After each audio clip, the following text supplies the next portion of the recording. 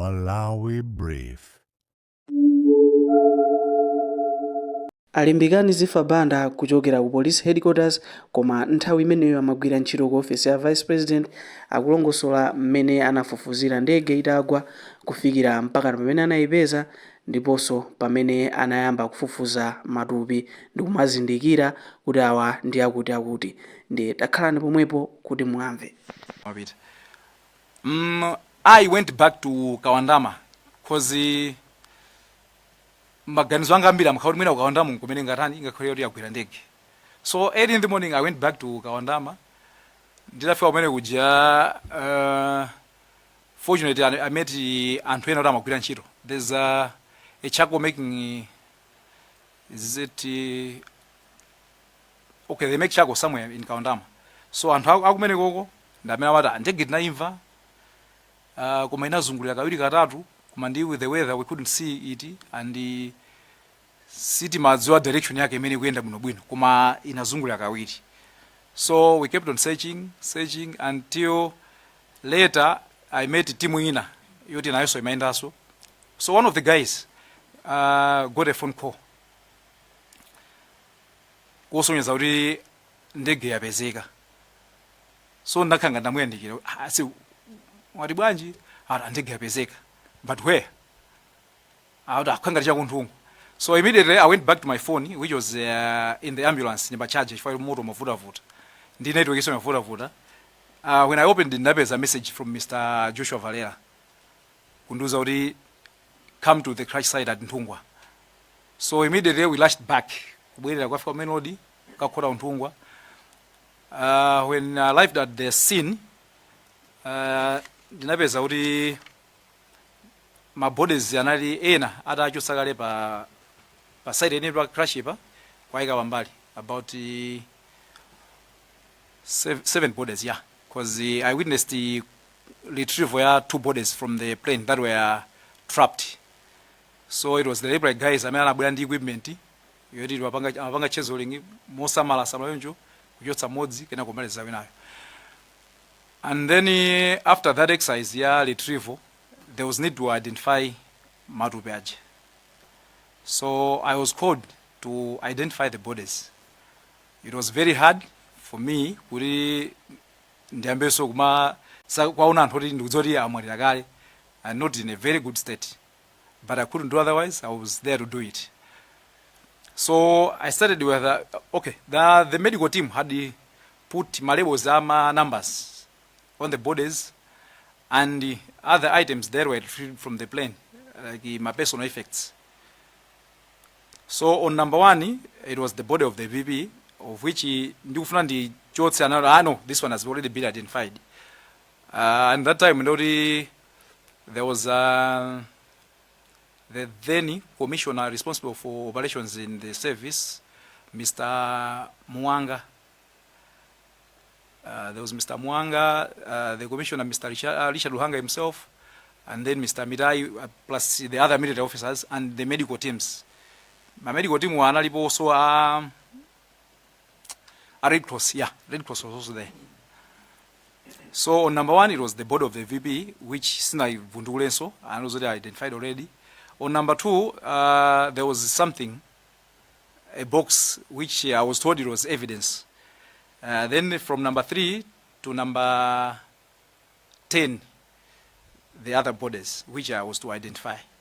So I requested the doctor who was at the scene, identify, to say, okay, what if you can put the bodies in order? 1, 2, 3, 4, 5, 6, 7, 8, 9. We put the evidence as number 10, 11 my personal effects now.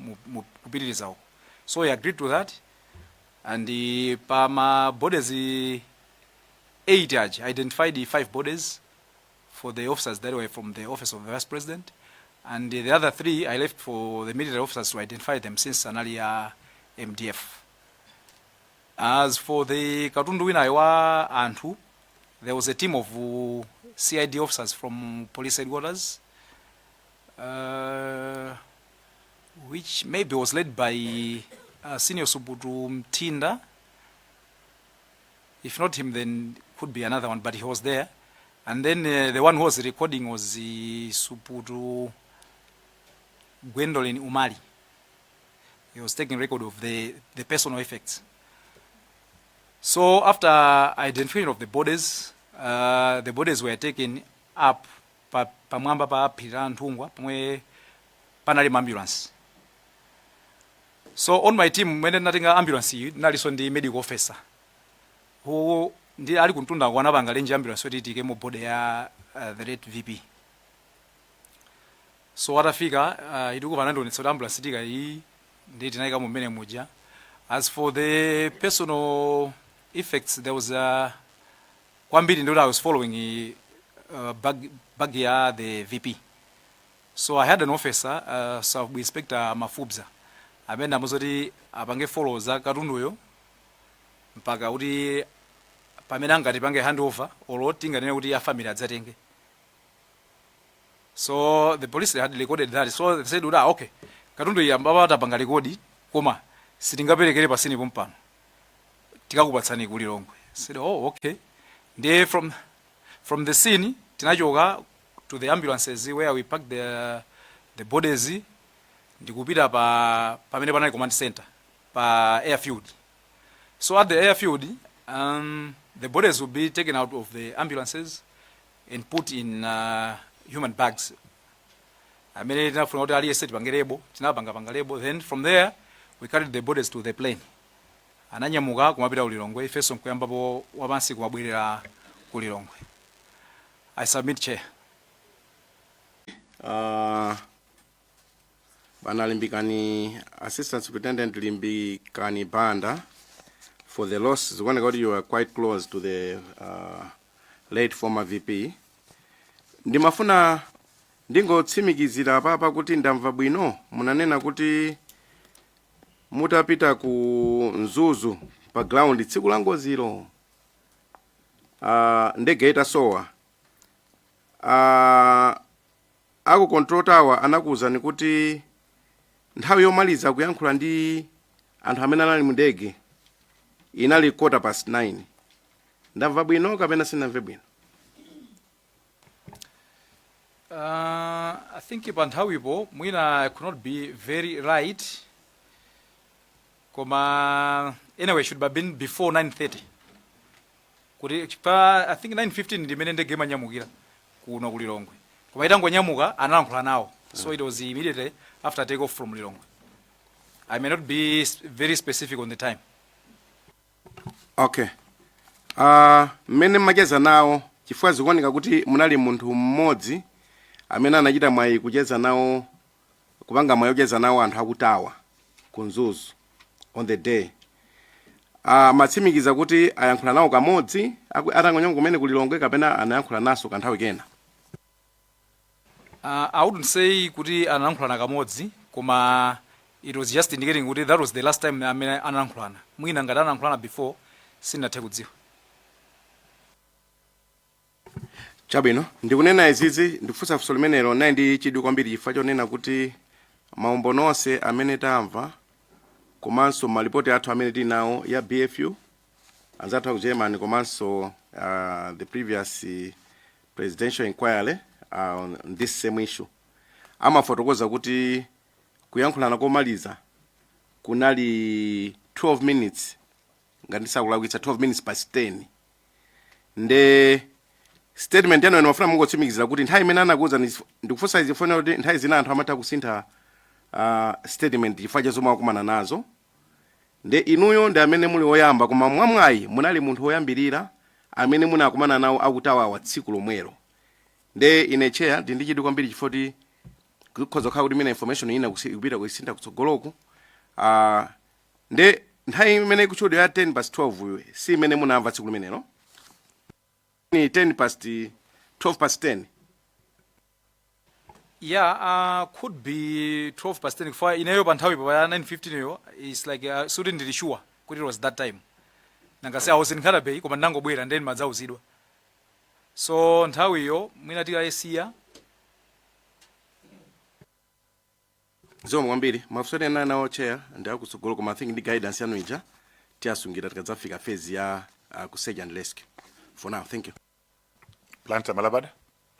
Thank you very much, Chair. Mr. Ban and Mafandi ziwe kuti late VP mnajua nawo pa nthawi yatali bwanji komanso mnagwira nawo ntchito nthawi yatali bwanji.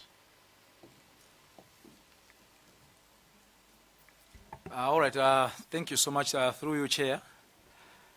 I joined the team at the office of the Vice President in 2015. 2015, that was, I think, February. So I was there up until November of 2024.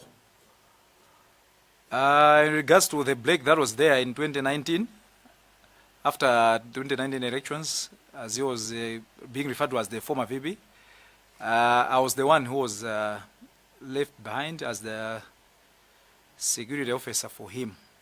I was alone, actually. Thank you. Let's go. Kukhala munthu wa security panali nthawi ina iliyonse inuyo ndi timu yanu yomwe munaganizapo kuti mupange kafukufuku kuti airworthiness za ndege zomwe amakwera zinali bwanji? All right, Chair, ndinene kuti a security detail ya say the VP ntchito yake kwambiri imakhala ya close protection, and it's always a small unit, so simakhala ndi nthawi yoti mungafufuze zina zakunja. We normally ride on the established structures of the government system. Say kundege kundali mazoti anzathu aviation amadziwa kuti aino panga izi, ndegeyo enoka ndegeyo aino panga izi, so we just ride on that. Sitingakhale nthawi yofufuza zinthu ngati zimenezozo ziko.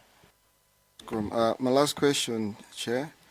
Mene mnali kunzuzu search yayamba, and then apolice apanga call of search. Mnani maganizo ena yake kuganiza kuti maybe the calling off of the search was suspicious, or you found it to be normal?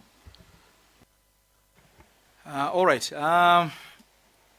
Much as the immaturity calling off, professionally, I would call it a tactical withdrawal. What to do is ndirekebeze tilindima demonstration. Apolisi abwera kuma matusenda apanga 10 violent. Apolisi walipo ochepa. Simungali mane ndi chigulu yambiri ine mulipo ochepa. So what you do is tibwerere, let's re-strategize. So I looked at it as a matter of what tungofati bange withdraw, bange re-strategize. Because on that day, inform ambiri atachoka. The guys are CID plus and organized crime, which are Amapanga gather intelligence. They were told to still continue with gathering Kuringaranga Pese, Malidzi, whatsoever. So to me it was just a strategic withdrawal so that we regroup and the Kuriribanga Banji Winako. Zigomache. I'm done, Chair. Yes, Kadamino. Chair, thank you. I want to ask a supplementary question. Okay, can you confirm that you were very close to the VP? Yes, I can confirm. Would you accept that someone is telling you that you have to code off and then go to someone whom you love or you are protecting with? Okay. If you look at this ngati muntu, of course you will be hate to kuliumve kuti tikuyangana chinthu siti kuchipeza.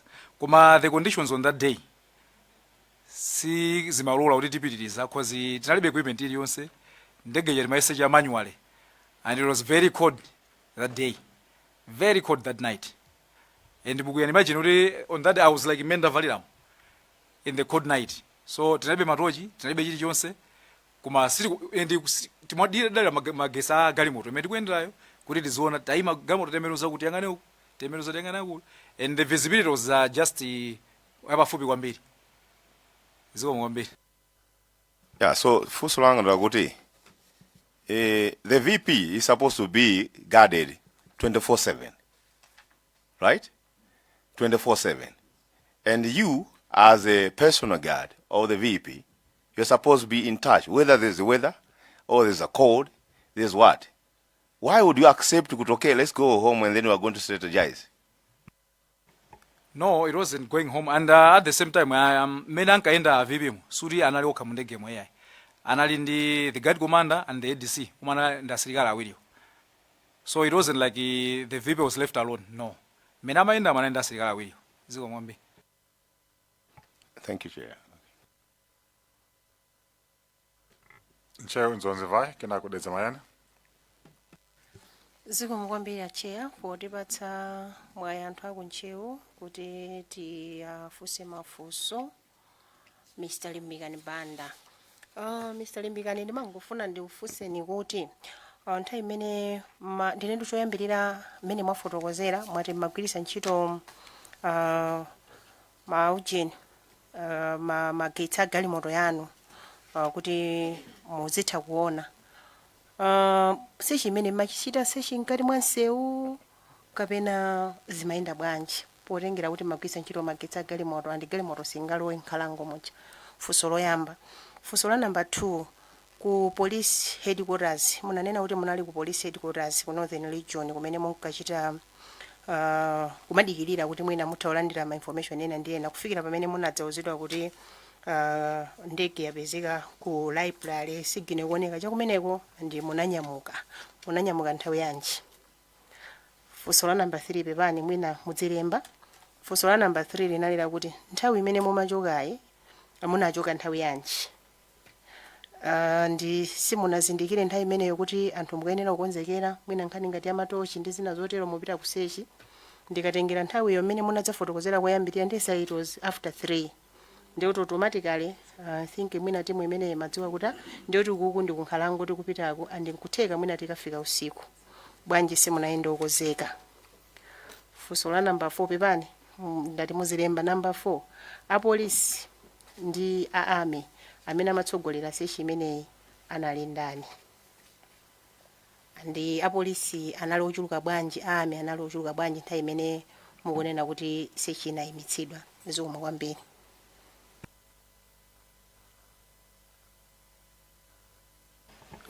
Chair, andibwerezere mafunso yamba awiri. Okay, funso loyamba ndinafunsa kuti munafotokoza kuti nthawi imene mumapita kukachita search mumasearcha kugwiritsa ntchito magetsi a galimoto. So funso langa ndilakuti mumasearcha mbali mwa nsewu kapena where exactly kumene mumasearcha. Number 2, munachokako nthawi yanji. Number 3, simunayenda okozeka chifukwa chani poti nthawi iyo imaoneka kuti according to explanation nthawi iyo inali itapita kale kuti msilikala kupita ku nkhondo it was like mupita ku nkhondo. So ndikupero munayenda ngati gulu ifa munayenda pa galimoto simunakumbutsani kuti mwina tikwenera kutenga zoyenerera. Zikomo kwambiri. All right, thank you, Chair. Funso loyamba kuti magwisa ntchito magetsi a galimoto. Okay, mmene tinkapita poyamba it was kuti light iliko ndithu. As you have you caught me when tanyamuka chama 3, so we're there before I think by 4 could be. Then ndinalo nkhalango munje mkuku walako ndithu kuti timaona. And with the information ya phone yo maganizo analoti sindoti sitingakavutika kwambiri bingi kuti anthu anali tinala anthu ambiri ndi tagawana koma inapezo kuti nthawi chayipitabe mpaka na tafika ndi usiku kuti kusecha kuti masecha bwanji ngati kuti kwada kwayambira kunana kuti tilali kuyera koma ndimo chota utaonjezekera pamene timatha kugwisa ntchito galimoto ya kuti mwina ime pena iunike koma it was still hard chifukwa sitikanatha kulowa deep into the forest. Why were we not prepared? Okay, I'll answer this one. Kutengera mbali ya my team yomwe nayo ya OVP. mmene timapita ku Mzuzu sitinapite moganizira kuti mwina tikagona or this will happen or that will happen, tinalibe kwa mwina anzathu apolisi akonkowa ndamene mwina tingafunse kuti kodi anthu anapangira mobilize konko kuti anapita bwanji opanda mwina zipangizo zina, koma I'm sure alibe, and mwina atadzafunsidwa okha the better kuti akhoza yankha funso limenelo bwino. On command mwati kodi polisi ndi ame amapanga lead ndi ndani and ma numbers analo ochuluka bwanji?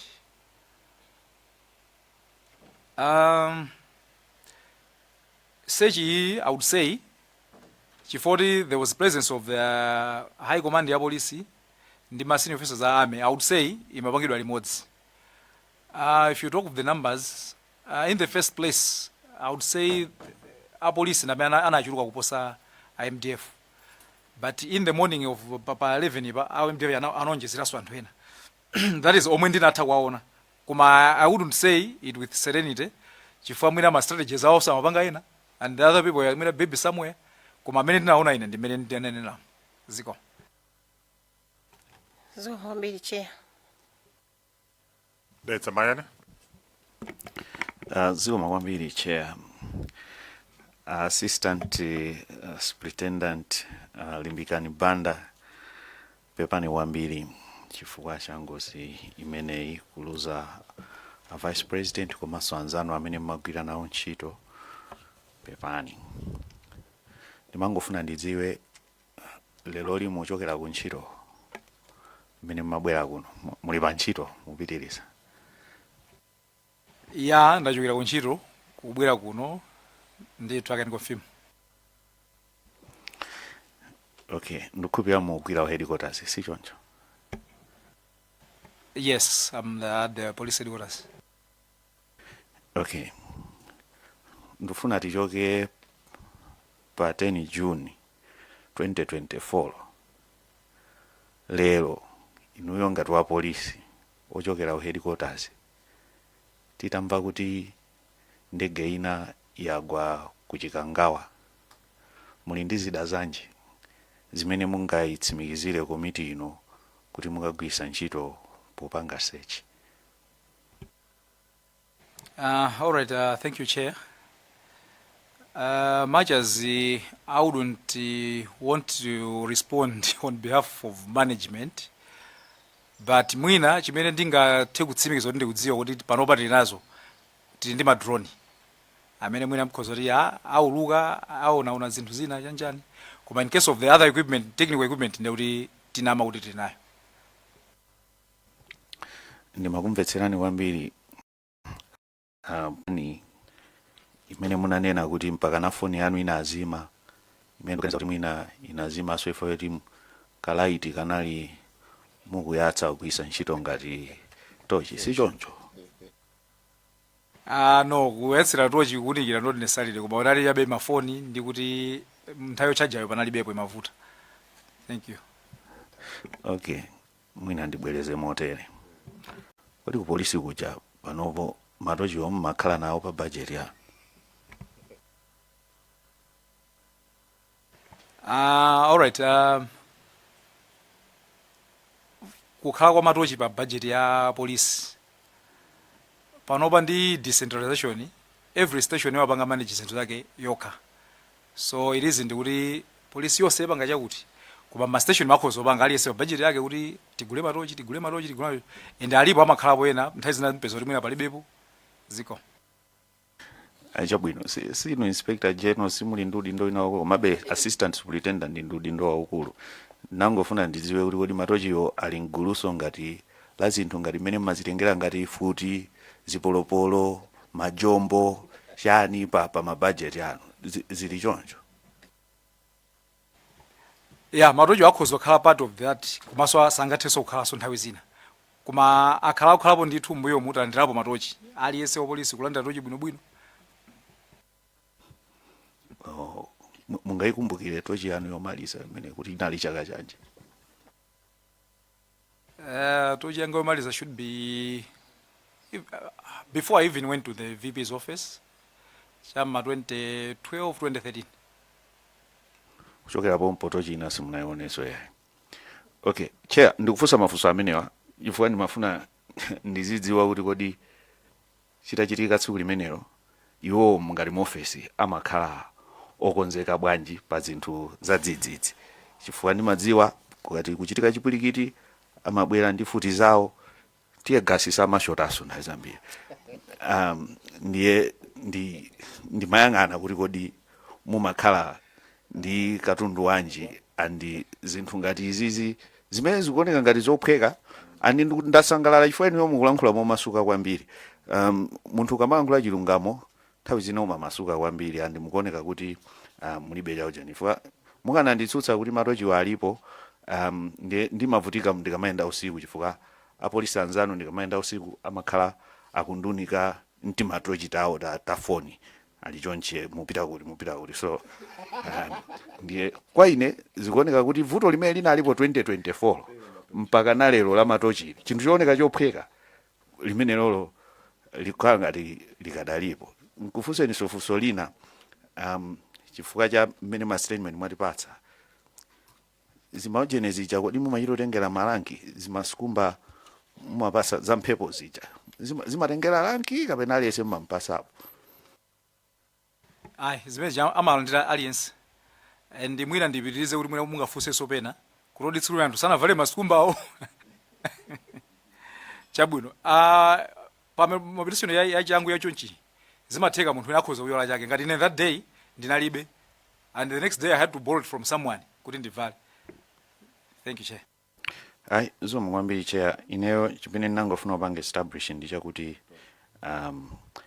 zikuoneka kuti zinthu zinalipeza modzidzimutsa ngati dziko komabe likuoneka kuti sitinadzidzimukebe pa kagwiridwe kathu ka ntchito zinazi. Ndi zinthu zina zooneka zing'ono poti tidzakhala ma recommendation.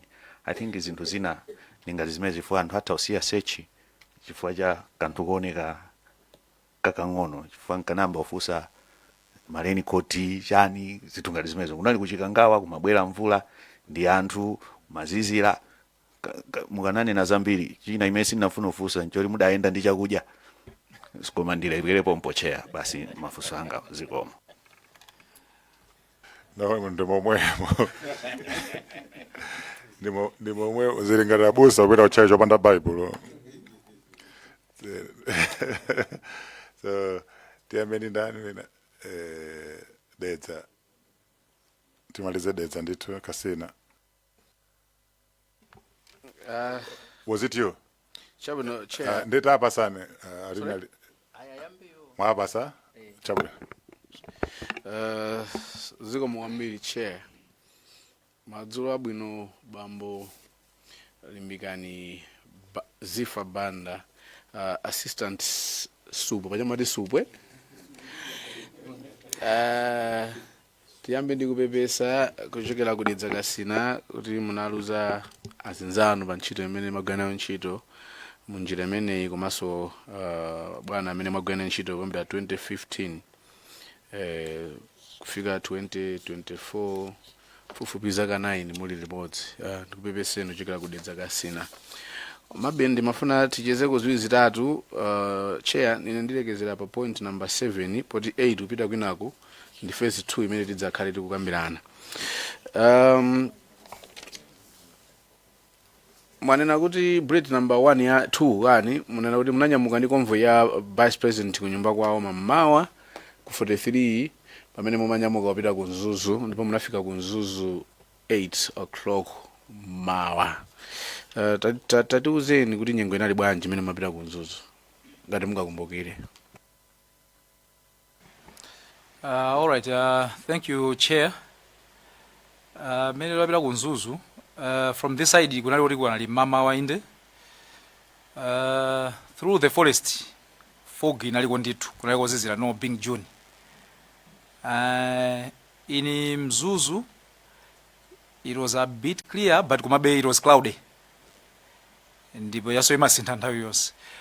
Down in Nkalabe it was even showering kunali mashawazi olomene mapanga side meeting imoti mapanga kuti mvula ikugwa ndithu. So that was how it was. Chabwino.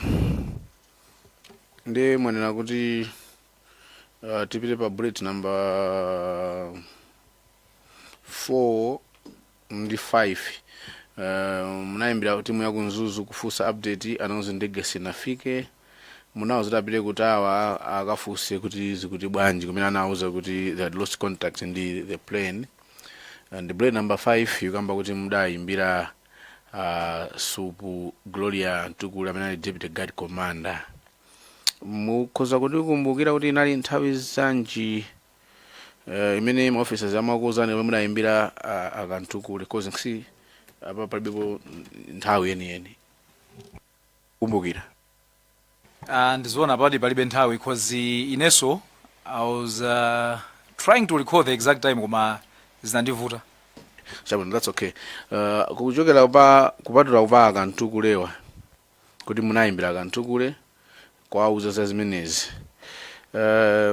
paliso chine mudachita kuchokera kwa inuyo ngati wa operations wa security wa office imeneyi ya office of the president mudamva kuti akutawa they have lost contact with a flight kupatula kuti mudayimbira akantukule chimene mudachi what actions did you take inuyo ngati our operations? All right. Izi zimachitika ndi kuti tili ku Nkhata Bay. Yeah, apart from calling Gloria, actually it's Gloria Mtukule, not Kantukule. Mtukule. Yes. I also talked to the Deputy Commissioner for the North, Mr. Mitai, and I might as well have talked to the PS, Dr. Sikwes, and wow. So for that, the minute mapanga na nzeru zoti papa singapange sochite chose kunoko ndi nthawi imene ikupitiramo. That's when we went back to Kunzuzu pa airport ipo to continue monitoring kuti chingabwere china ndi chani. Otherwise there was nothing we could do. Chabwino. Mutafika kutawako kototawa nakuza nthawi amakambirana nawo kuti the last time amankhwana amafusa za weather advice ya weather mauza kuti nyengo ili bwanji ananena apo kuti anawauza kuti nyengo ili bwanji mene amayankhulana nawo sana ndiuze mene anauzira zoti nyengo ili bwanji. Tipita pa plate number 7 kumene mwapita tsopano ku Kaundama Hills mukuyang'ana mpaka nafika 10 o'clock kulibe sign of anything munabwerera ku base ya Palepra police unit kumene kuna ma update ya kuti tsopano kulibe no means of communication amene anapanga update the crew mutafika pa base ya Palepra kuti akuluakulu mene zikuonekeramo mene munayankhuliramo kuti zikuonekeramo kulibe chilichonse mwina tibwerereso tidzayambireso mamawa amene anakuyankhulani usiku umene wapa 10 June 2026 mkhoza kukumbukira naye ndani? Yeah, it was the Commissioner for the North then, Mr. Richard Luhanga, who is now the IG. Zira fusolanga chair likhala losiyana ndi zimene andiuza apapawa koma ndimafuna ndafuse ngati mungalole chair ngati ndingafuse fuso lokhudzana ndi office yawo ngati former operations security officer wa office of vice president, but it's not on their presentation. Permission, chair. That's why we're here. Okay. Yeah. Now nafuna ndifuse ndisimana ngati no amene munali security operations officer office of a vice president. Chair wanafusa koma nafusa wa protocol anabwera koma nalipanga nganakamba in general, but I want to be specific. Anthu amene akwena ndi vice president mwachisazo akwera Ndege mujotsepo ADC mujotsepo guard commander koma entourage ya vice president mujotsepo second lady akazi a vice president. The other team women and vice president, do you conduct search on them? Sometimes yes, sometimes no. As a security expert in what's the best practice? You work as a cross protection officer. Best practice. Okay, it depends. That's why I'm saying sometimes yes, sometimes no. So it depends kuti mwina ngati ali ndi ma meeting oti one on one upeza abwera okha iye alumikizana apita kale koma in case normally ndithu amapangidwa sausage nawo suti they exempted ayi sindikamba ma meeting fusangali specific kuti amene akuyenda ndi president sumenelo kali pa galimoto olo ali akukwera ndege president ja vice president ajaenda ku ndege ndi ma advisor kaya ndi ndani ndifanira panga single out kuti muchotsepo a former second grade muchotsepo ADC muchotsepo guard commander ena amene akuyenda nawo aja kaya ndi wa media kaya ndi wajani amene akuyenda nawo ndege limodzi. Do you conduct search on them ma search kapena amango kwera? All right, I'll go back to where I said pamakhala zinthu zina zoti we ride on the established structures ya boma. In this case ngati anthu akwera ndege they go through the airport police, so amaseja ndi airport police iwa not if a close exploration how fanda amene amakhala kupanga mani malo aje kuti anthu aja kulowa akupita akakwera ndege. So you as a close production officer in operations mumadalira stage ya Agwe Airport? I would say in case of Pandegepa, yes. All right, Chair, that's all from Ndege.